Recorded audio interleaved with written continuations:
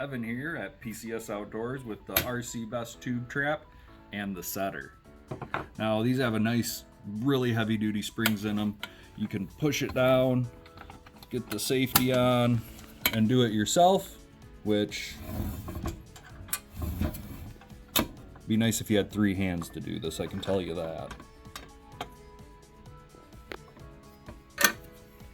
That's how you set it, by hand.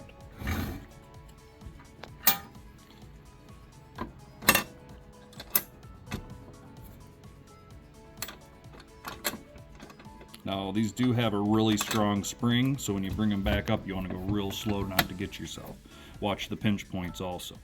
Now that didn't look too bad. It takes a little bit of practice, but you can use the setter. Setting with the setter is much easier.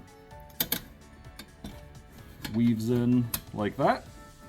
Comes this way. It gives you all that leverage.